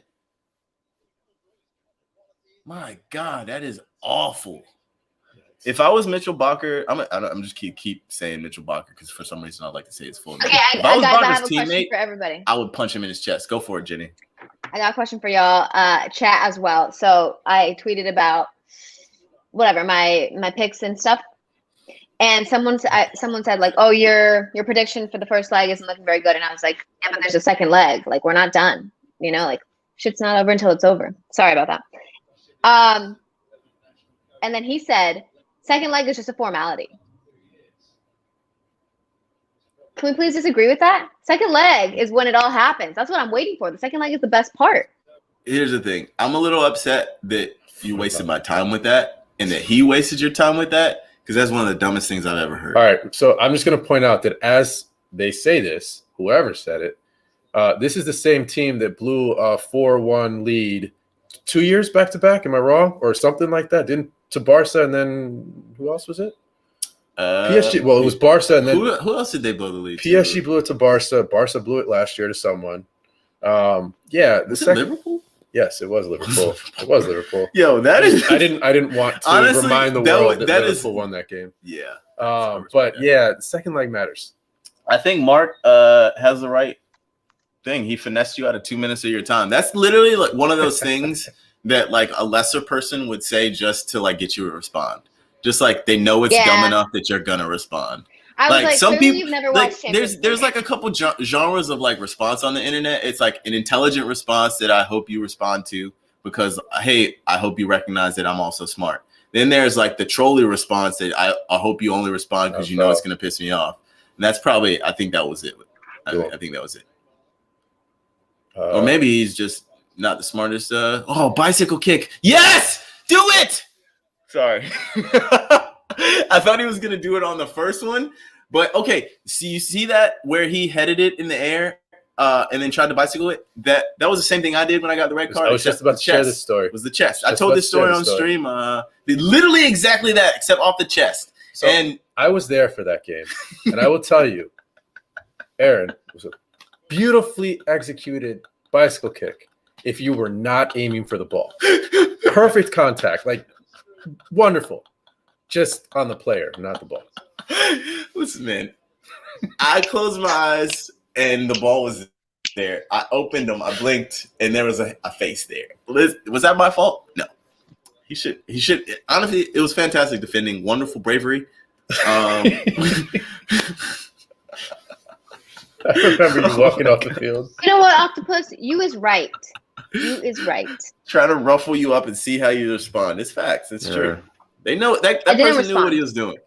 I didn't respond because he didn't know what he was clearly, doing. But he clearly got in your head. Don't know. He got in your head, Jenny. Well, yeah, I was just like, just confirm with me that he's being ridiculous, please. It's facts. It's basically. True. Ooh, good pass. It's not gonna make it up. Alphonso Davies is good at the football. Yeah. You guys think Nelson Semedo ever like just has nightmares? Oh, that was almost so fire. You ever think Nelson Semedo just has random nightmares about Alphonso Davies turning him inside out? Oh yeah. He plays for Wolves now. Also factual. That man ruined him so bad in Champions League that he now, and no disrespect to Wolves, he plays for Wolves now. Damn. Life comes at you so fast. Shoosh. I hate to see it.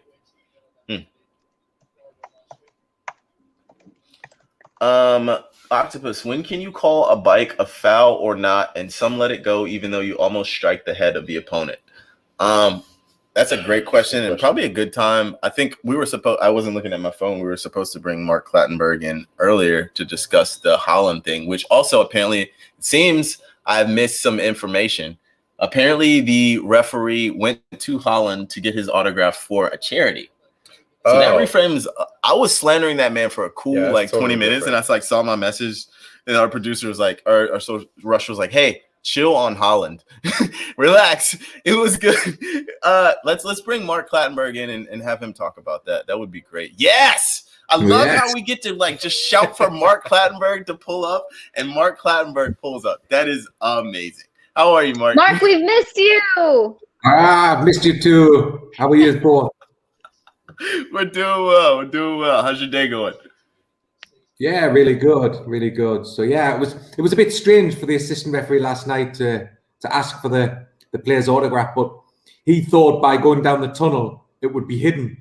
But you should remember at Manchester City that they have the cameras down the tunnel now, so he's got caught red-handed. Oh, that is amazing. So what's kind of your if you're a human. Clearly you're a human, and you're supposed to be unbiased as a ref, but at times there are legendary players and players that could be legends. It might be the only chance you get to interact with them. How do you handle stuff like that? Well, first of all, I've never asked for a player's autograph, but it's sometimes nice when you're doing things for charity that you can actually raise money by using certain players. But I always used to say, if I got anything from a player, it's for a charity. Most players would always want to help. So that's what happened last night. So therefore, it was completely innocent. But I never asked for an autograph of a player. In fact, I remember doing after the game of the Champions League, my next game in the Champions League the following season, I remember the captain from one of the teams asked for my shirt. And I said, I can't because I only had one shirt left.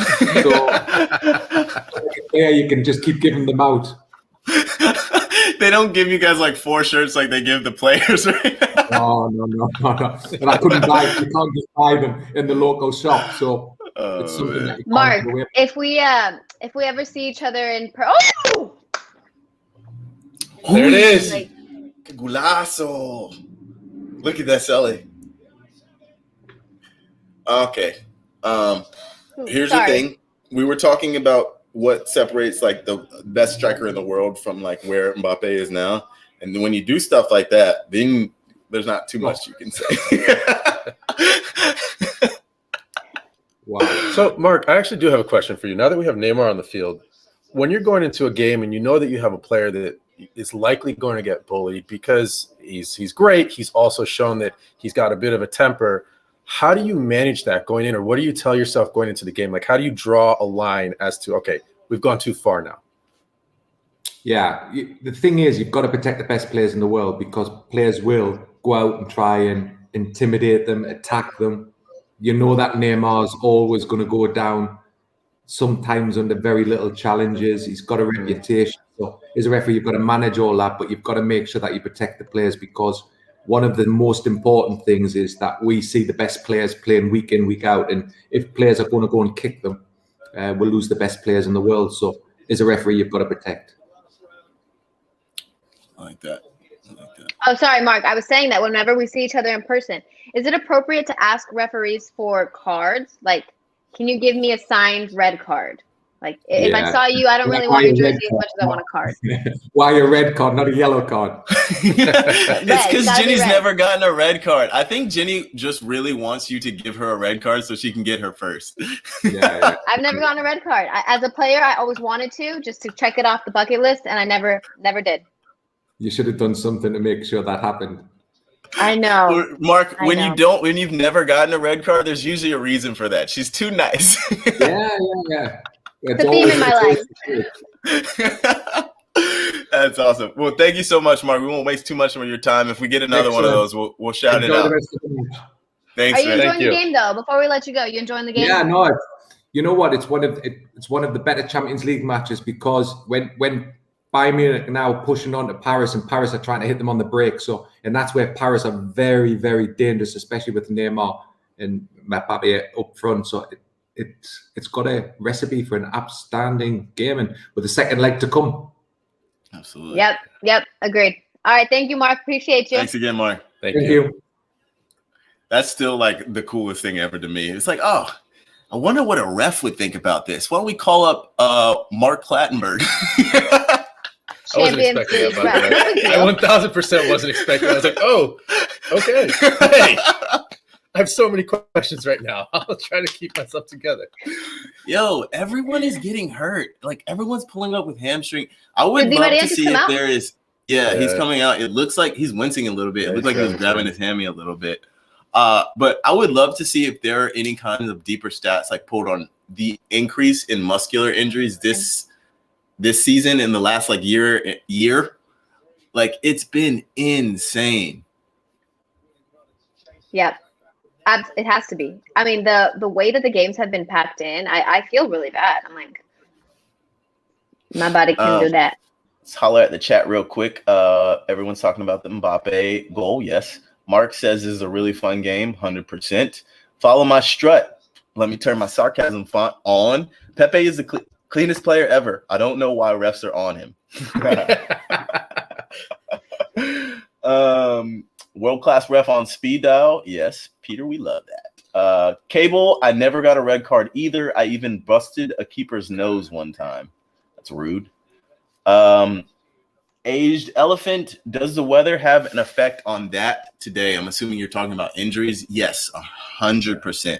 Anytime you see conditions like this, when it's super cold, when there's precipitation, there's always an increased chance for muscular injuries. There's also just an increased chance in general for like impact injuries, like things like that, where Boateng just came through him.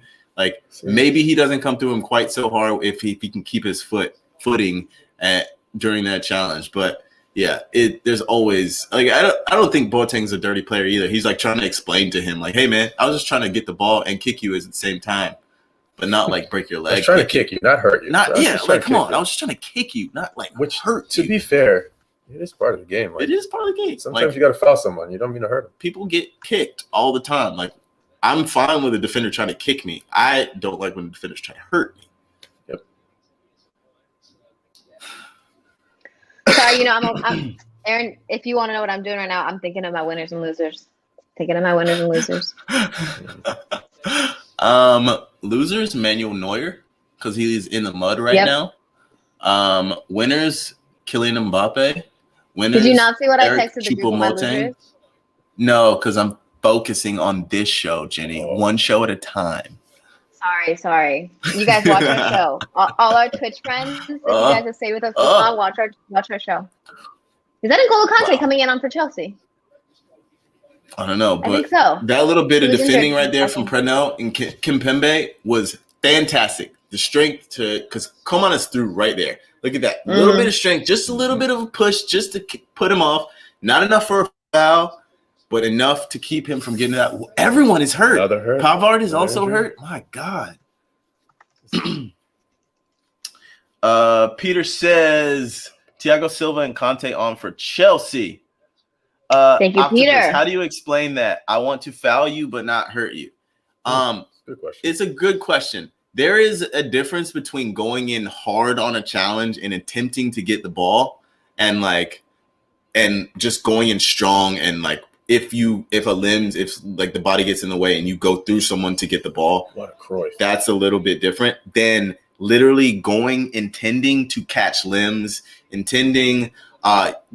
you've played the game long enough, if you hit someone a certain way when they're moving a certain way, it's going to trip them. It's going to cause limbs to tangle. You can bend limbs. You can hold someone. You know how to hurt someone if you played the game long enough. There's a difference between doing that than just going in hard on a challenge and not really worrying about protecting another player when you go in for that challenge. Like you can win the ball and not touch someone. You can very easily like tackle and like nick the ball off someone, but some players just want to go through you. They want you to feel that you're being tackled, but it's not dirty. It's just like you're going to know I'm there. And some players are just dirty. They're not going for the ball. They're just trying to kick you. That's the difference between going in hard and being dirty. Yeah, and I think where you go, if you're going on that leg that's standing, that's planted, and you're going for that ankle, which actually happens a lot to Neymar, but you can also tell based on what they're aiming for. And at this level, these guys, unless you're Chiellini, they have pretty good control of their body. So they are very aware of how hard they're going in, how late they are. Going in late on a tackle is, again, part of the game. Going in late with a knee into someone's back or their thigh, different ballgame. You're going in to hurt them. For example, was it 2014 World Cup when Neymar broke his back? Yeah, it's Colombia. Zúñiga did it. Yeah, I remember they were going in hard with the intent. It seemed like they wanted to hurt him. Like when Neymar broke his back, that tackle from Zúñiga, if I remember it correctly, he went in, he went up with his knee, cracked him in the lower back, full speed. Like when you do something like that, you know exactly what's going to happen, what the end result is going to be. It's not just going to be someone falling down and you calling a foul. Like it's something bone, ligament, something is going to be damaged, and that's dirty. I wouldn't know about that. Clean as a whistle. What position did you play? Wing. Okay. Yeah, one of those players who didn't like to get their jersey dirty, weren't you? Yeah. City said, whatever. It's fine.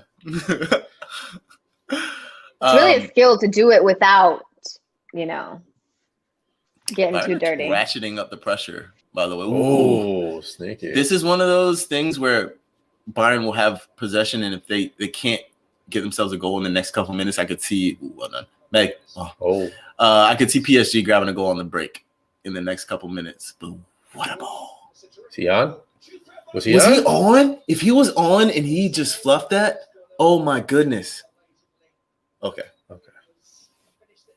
That just hurt my chest. Way off. Bro. Oh, Jenny, how you feeling? Are you nervous? Still 1-0 in Porto, Chelsea. Yeah. Interessante, isn't it? Interesting. We got a whole raft of subs coming on for Porto, apparently. Well, I'm so glad you brought up Chiellini. We're talking about like players who like going in dirty, going in hard. Chiellini is like one of the players he's such a like nice player, but he kicks the shit out of everyone he comes up against. And he's like, we were talking about it earlier, like he kicks the hell out of you and he like picks you up. And it's like, that has to be kind of infuriating because you just like all your bones hurt. You're getting absolutely crushed by this dude. And he's like smiling at you like, allora. If I'm playing Chiellini, I'm talking to all the training staff and I'm saying, hey, have the ice bath ready 30 minutes before the game's over. Throw some Epsom salt in a hot tub after that because I'm going to need it. I'm going to need it. Because he has no pain receptors, I'm pretty sure. He doesn't feel it when people run into him. I feel like every game he breaks his nose. And it's just like, okay, cool. The only issue here is that I'm bleeding.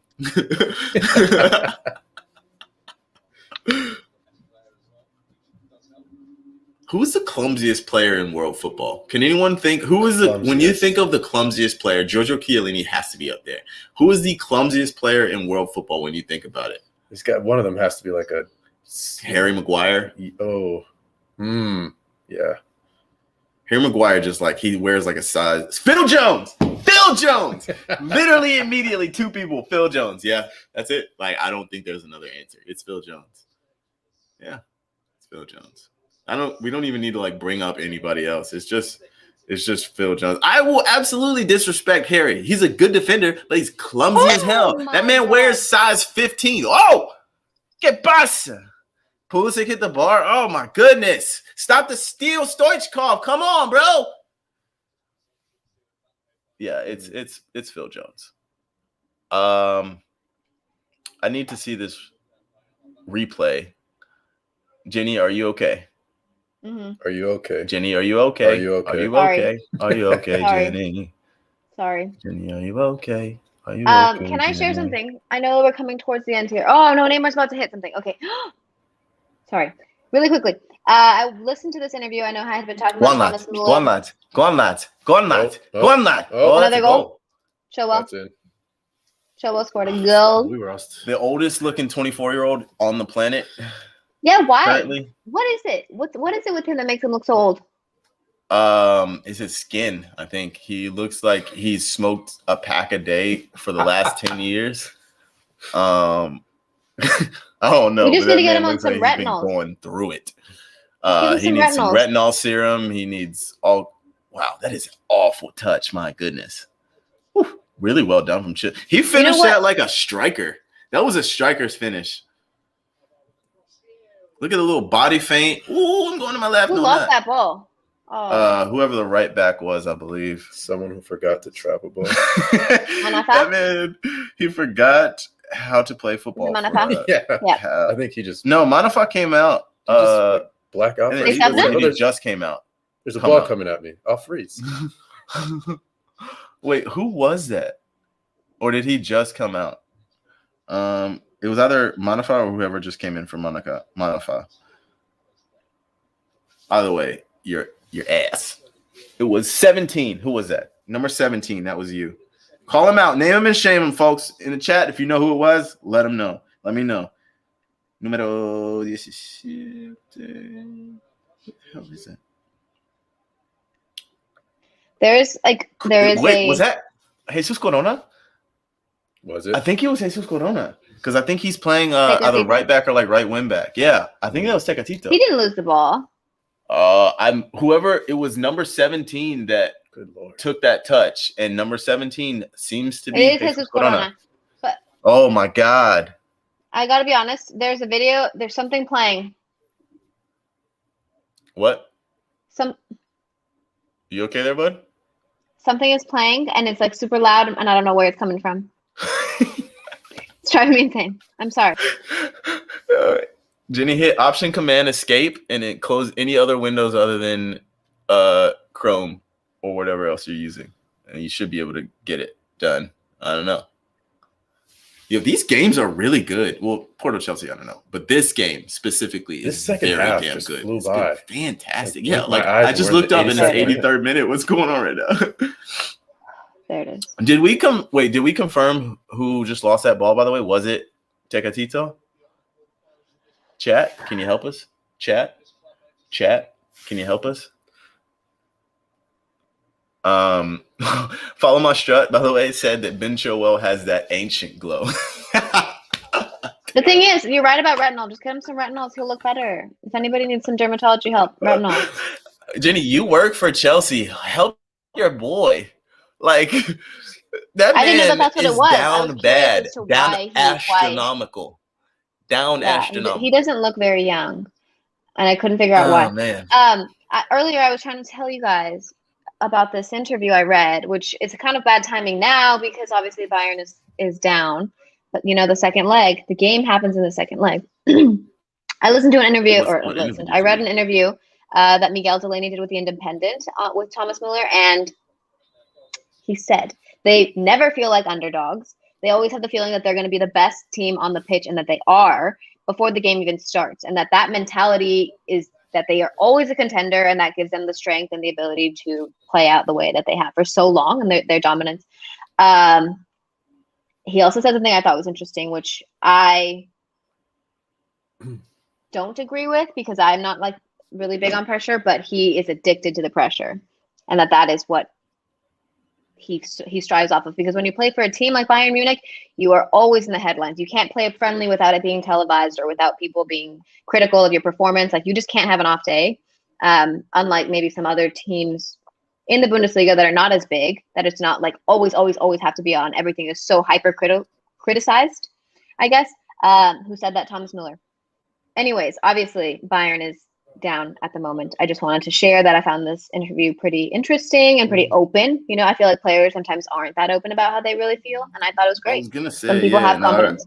I like that, and also it's like I'm like looking down at champions. Like that's the type of mentality you really kind of have to have to play for a Bayern, and that's like the kind of mentality they both recruit and like breed there. Because look at this. They have won the last time a team that was not Bayern Munich won the Bundesliga was 2012. Like when you go there, it is expected that like what we do is win. And it's not like, oh, we win a couple trophies. It's like we are expected to win Bundesliga. We are expected to win the DFB Pokal. We are expected to go deep in Champions League and or win it. And it's like, if anything less is unacceptable. So like, it's so interesting to me that like I think the very, very best players it doesn't matter what the situation is. They're always wow. What an effort. My goodness. They're always putting that pressure on themselves. That's why like when you hear about all these guys, they just want to win. All these folks, I say guys, they just want to win everything. Like anyone, like a lot of these players I've interviewed, a lot of them I've done like kind of cool scenarios. Like anything that you compete with them in, they want to win everything. Like I competed with Ivan Rakitic in like table tennis, a couple other things, and like he wanted to beat me in everything. It didn't matter that we were playing like basketball with a soccer ball. We were playing like crossbar. We were playing like we played pana, like we tried to make each other. Like it literally didn't matter what we did. He wanted to win every single thing, and that's that mentality. Everything is winnable, and you that mentality. Piggyback on that mentality can be bred, though. You know, I feel like sometimes people are like born that competitive, but you know, Aaron, just to make the reference, not everyone will be on the same page. But Mueller had a miss. Aaron is very familiar with the UNC women's soccer program, and that's where I played. But they breed that. So even if naturally I wasn't like a split everybody's throat to get what I want kind of person, you have to be. Because if you're not, you're going to be left out and you're going to be stepped all over. So I feel like that environment that they have going at Bayern Munich, every single thing must be that competitive the way that you described it. So Schweinsteiger, if you actually go back a couple years, I believe it was right as he was heading to the MLS to play in Chicago. They kind of asked him, how do you know that you're ready to make this transition in your career and go from, playing for Bayern, being one of the best, and switching gears to he was gearing up for retirement.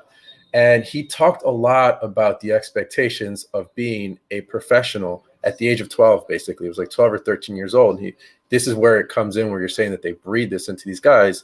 He's 12 or 13 years old, playing with the youth academy of Bayern Munich, and the expectation to play and to want to win and to remain at that level was already there.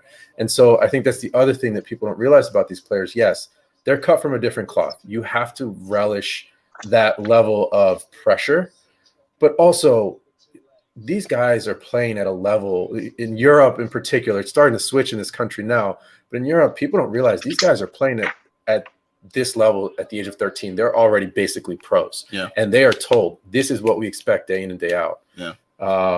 So it shouldn't be a surprise that a guy like Mueller gets there and he's like, no, I believe I'm the best. Every single day I believe I'm my best. I believe my team's the best. And I've been believing that since I was 13 years old. Yeah. And when I talked to Lewandowski, he talked about I asked him about Fonzie Davies, and he talked about his potential, but he also talked about like his mentality and how he's had to help him. Like he's a kid, like he came in as like a kid, like so as professional as he was like I was on him about like you have to do these things. Like there's a certain level of like not perfection, but excellence. What's happening? That is sorry. What just happened? Can we please talk about what's happening right now? I'm confused as well. Chat, is there a pen? Is there a pen going on? They were saying it was a red card, and then they gave Choupo-Moting a yellow card. So I'm kind of, what's going on? Somebody help me. I'm confused as hell. Oh, okay. So I don't know if they're calling a pen. Something he said to the ref. Someone said something to the ref. Choupo-Moting's got no pen. Okay, so Choupo-Moting got a yellow for dissent, probably. Yeah. I think he was asking for a pen. It would assume. I mean, that's not a pen. Like, arms in the most natural positions on the ground. Gotta be. Okay, Porto, Chelsea. But Jenny, I'm glad you shouted out Porto. Chelsea's in the books 2-0. Yep, that's it. All right. I'm glad you shouted out UNC as like that example for how you can, like, yes, UNC recruits, like they want the best athletes. They look for, and these teams, they look for players who show that mindset, but you can also build it by putting players who you think have the potential to do it and putting them in that environment. And then if they rise to it, they rise to it. And then, but we've seen plenty of people who can't. Like, plenty of athletes have flamed out at UNC. Plenty of athletes have flamed out at Bayern. Plenty of never get to that level. It's both how you react to the environment and what you have inside you. Like, some people are just naturally built like that. Some of them can develop it. Like, professional sports are so interesting because we're dealing with humans. We're just dealing with humans. And at the base, you're good at this sport, but it's really all about mindset. Like, yes, you may be fantastic, you may be fastest, you may be the strongest, but that doesn't make you a pro. So that's a cool thing for me in covering the sport. One thing that I have found, and I say this as a woman, competitiveness sometimes isn't as championed as it is with males. So I grew up playing with all men, and I've said that many times. And you are encouraged to be extremely competitive and to tackle and to whatever.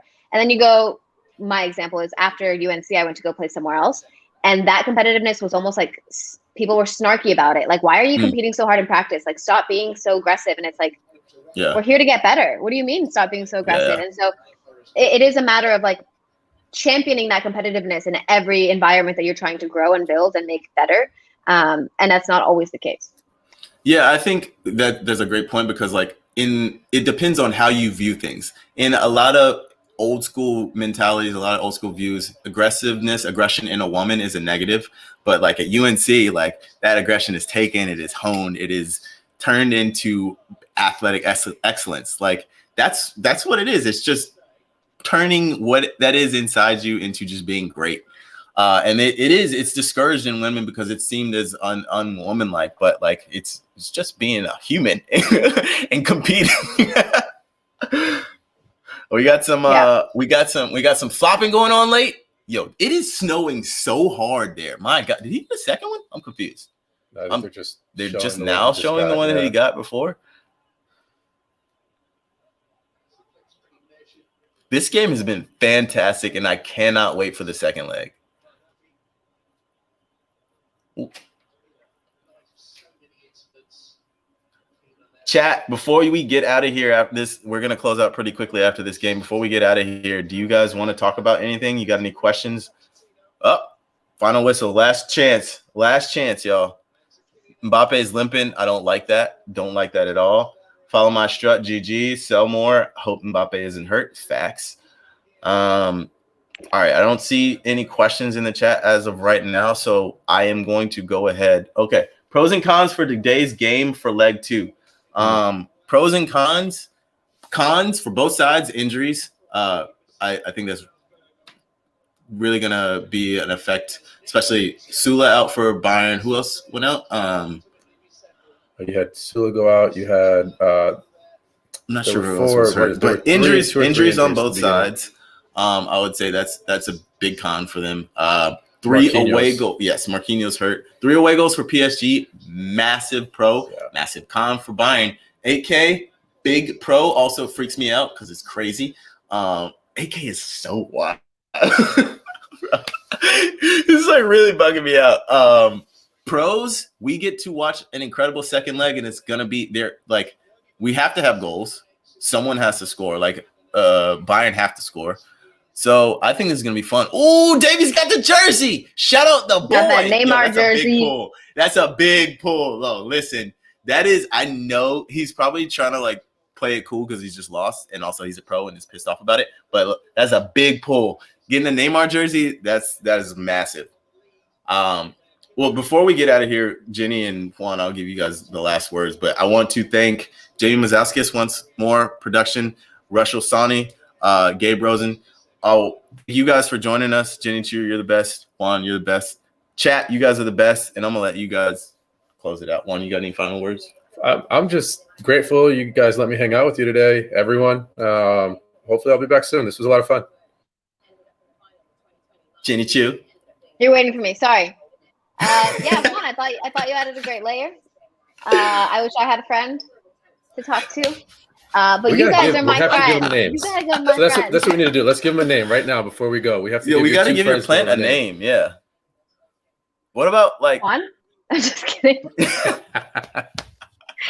a male. Let's Last name him time Marky Twitch Mark stream- in honor of Mark Clattenburg. Marky. Okay, Marky. Marky.